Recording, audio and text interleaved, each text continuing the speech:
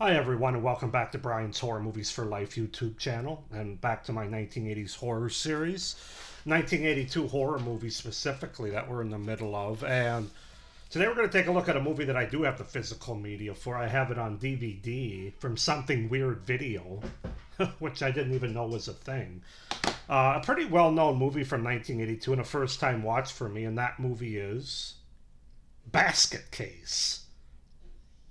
Basket Case from 1982 by Frank Henenlotter.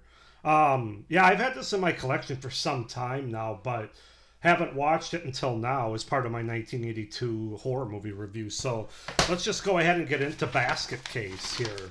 Basket Case is a 1982 American horror film written and directed by Frank Henenlotter in his feature directorial debut.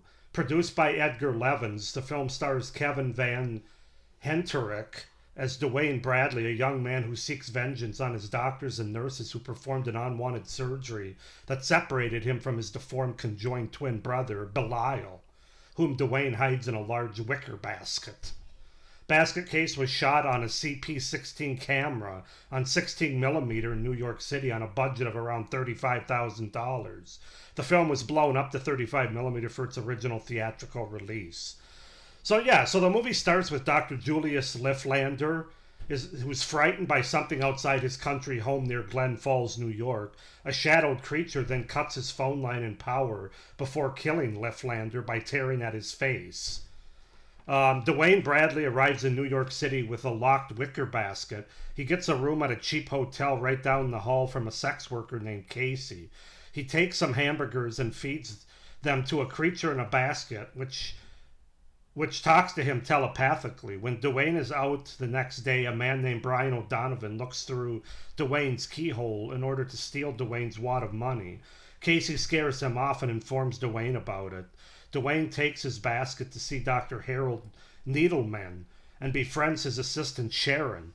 Needleman contacts Dr. Judith Cutter and tells her about Dwayne's visit and Lifflander's death, but she ignores him. Dwayne goes back to Needleman's that night and empties the creature, who is revealed to be his twin brother Belial. He dumps him onto the floor. Belial kills Needleman by gutting him with his claws. So yeah, that's to set up the premise, the beginning of the 1982 very bizarre horror movie Basket Case by Frank Henenlotter. Yeah, this is definitely bizarre, but it works for me, to be honest with you. This is a movie that's not going to work for everybody. In fact, some of the reviews I've seen, there's some people that don't like it. There's a lot of people that do like it and think it's a classic. I'm more on that end, although I don't know if I would say it's an all-time horror classic, but for 1982, I think it's a pretty good, entertaining horror movie. Not because it's a great movie in terms of terms in the technical aspects or put together that well, but just how batshit crazy it is. This really is so bad it's good kind of movie in a lot of ways. So let's go ahead and get into my review for Basket Case, starting with the pros or the things that I liked about it. And as I've mentioned with other movies like Maniac and a couple others, here again we have that grainy late 70s, early 80s New York City setting that is just dirty and seedy. But it totally works for this kind of bizarre premise. It's kind of that time capsule setting of what New York City was like in the 70s and into the 80s, I would say. In a weird way, it's kind of a comfort sort of setting, which is very weird because I never would have wanted to visit New York City during that time. That and the fact that I was barely alive, only a couple years old. But yeah, for this kind of movie, just like Maniac and others, it really works because it makes you kind of feel dirty, like you need to take a shower after watching. And I thought this movie does a really good job of utilizing that setting, not only with the low budget and cheap camera work that's done, but also just the look of that they encapsulate of New York City during that time. So that's the first thing that really stood out to me from a positive standpoint. I think the kills, while being over the top and not very serious, they're very gory and bloody in a fun way. Like I said, they're over the top in a lot of ways, but still, I would say the best kill is the one where a doctor gets her face shoved into a drawer full of medical instruments, like little scalpels and stuff, and has them sticking out of her face and with the blood running down. That's probably the best kill. But yeah, the kills are definitely, they don't lack gore, that's for sure.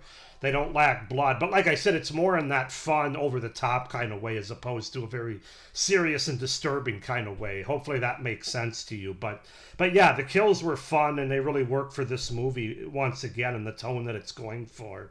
It's a really bizarre but also original and unique premise to this movie, with the backstory that touches on some obvious themes, like think abortion. That's really shown in a flashback sequence of about 10 minutes midway through the movie. That's typical, and it's a very stylized Henenlotter kind of movie. The way that his movies are very stylized. He's a very stylized director. If you think about Frankenhooker and what's the Brain or Brain Scan? Which one did he do? I forget. Because I haven't seen it yet. I have it in my collection, but something about a brain that he did. I forget which one it was. But yeah, it's a very stylized Henenlotter kind of movie. Very unique. Like I said, it's on the surface you'd say it's ridiculous and this will never make a movie that's any good. But somehow they do, because it is a ridiculous premise. But I think because Henenlotter's the one behind it, and he sort of has a vision, both with not having much of a budget and having a lot of amateurish filmmakers and actors and things like that. He went in the right direction with this movie, and therefore it works. It has a very effective and engaging opening act. Like the first 10 minutes, it does a good job of setting things up as the first doctor out of 3 gets their comeuppance, if you will. I also think the ending of the movie, the last 10 or 15 minutes or so, is batshit crazy, where he really takes the gloves off and it really goes for it in a weird and messed up... There's a weird and messed up rape kind of scene, but it's not really a rape kind of scene because the character that's trying to do the raping doesn't have the equipment to do it. And then also there's a fight between the brothers that ends up with both of them falling out of a window. That was pretty intense, where one character grabs the other by the groin, basically, and picks him up. And yeah, Henenlotter at the end just said, fuck it, we're going for it. We're gloves off. And the movie really ends crazy. But overall, this movie is just so entertaining and fun. And it works because they knew what it was. It's kind of like Jason X. They knew what kind of movie they were making. And like I said, a lot of that has to do with the low budget that they had for it. I mean, if they had like $100,000 budget, maybe they make this movie more seriously. And I don't think it works as well, because when you have a deformed twin in a basket like this, I mean, that's kind of a ridiculous premise. You gotta take it from more of a humorous, even if it's a dark, humorous, over-the-top kind of way for it to work. And fortunately, Henenlotter does that here very effectively, in my opinion. So he knew what it was. He knew what he had to do with the material that was written, and he executes it pretty well for the most part, I would say. But it's just, yeah, it's a very fun and entertaining, if you want to say so bad it's good kind of movie. I would listen to that. It's probably not the best so bad it's good kind of movie, but it's definitely up there. Really enjoyable, and I had a good time with it. As far as cons go to Basket Case, there are scenes. There's one scene in particular where Belial goes crazy when he's kind of on his own and nobody's carrying him, and he basically jumps down from the basket. We get a lot of stop motion, and it's not really great looking stop motion animation. It does look very cheap and amateurish during that scene. The scene in a hotel room where he gets mad at his brother because telepathically he senses that he's kicking up a bit of a romance with this other character of Sharon, and he's kissing her, and Belial just goes crazy and tears apart his hotel room. But like I said, it's very stop motion animation. It doesn't age all that well. Even though I actually like stop motion, it just doesn't look good in this movie, or in that scene particularly. I feel like they might have shown Belial a little too early in this movie. This is just a personal opinion. I think maybe they should have waited until they had the backstory scene before they actually showed what was in the basket. What's in the basket, man? What's in the box? That's a different movie, a very good one as well. But that's just a personal opinion. I think they might have showed it a little too early in the movie. I think it might have been more effective from an execution standpoint to save that until after the flashback sequence. You know, as I mentioned, this is low budget, so the acting is really bad, except by the main character. I thought Kevin Van Hentenryck. Kevin Van Henterick, I thought he does a good job as Dwayne with the main character, but even he's over the top at times, especially when he gets drunk during the sequence. He also plays. Oh, you know what? I never did the cast for this movie. I'll be damned. I missed that. Okay, let me go back to the cast. The cast of this movie is Kevin Van Henterick as Dwayne Bradley, and also Belial Bradley. Terry Susan Smith is Sharon, Beverly Bonner is Casey, and Robert Vogel is the hotel manager. I can't believe I missed that. I guess I was so excited to get into my pros and my review for the movie. But the point is Kevin Van Henterick, he does a good job as Dwayne. The rest of them, they're pretty over the top. And you can tell they haven't done a lot of acting before or since in a lot of ways. And so the acting's not very good outside of the main character. The final con I have, which is kind of a nitpick, I never really bought the relationship between Dwayne and Sharon. It just didn't really it felt like they could have spent more time in that relationship to really bring it home at the end when something happens to Sharon that I don't want to give away, but let's just say it has to do with a certain thing I mentioned earlier. We'll leave it at that, but I don't know. I just never really felt like it was just a weird relationship that really didn't work for me. But that all being said, guys, I really enjoy this movie. I do think it's one of the better movies from an entertainment standpoint from 1982 as far as a horror movie, horror comedy, whatever you want to go with. And I'm going to give Basket Case an 8 out of 10. 8 out of 10 for Basket Case from 1982 by Frank Henenlotter. Go ahead and comment down below your guys' thoughts on Basket Case if you've seen it.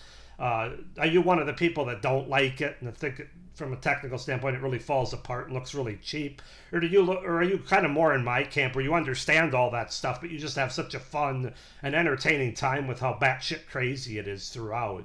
And with this basically pound of flesh that's in this basket.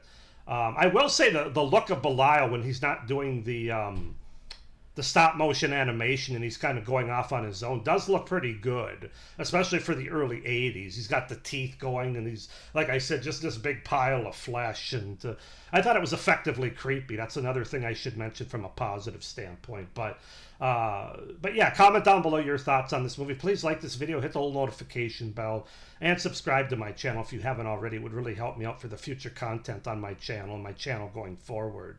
But yeah, with all that being said, I hope you're enjoying this review series, taking a look at 1982 horror movies. I still got one more movie in November and all of December yet. There's a lot of horror movies for 1982 that we're going to hit up yet, not including the ones that I already got back in August and September. And then, of course, I'll have my top 15, looking more like a top 20 horror movies from 1982 at the very end of the month and the year of December. So with all that being said, thank you guys for watching.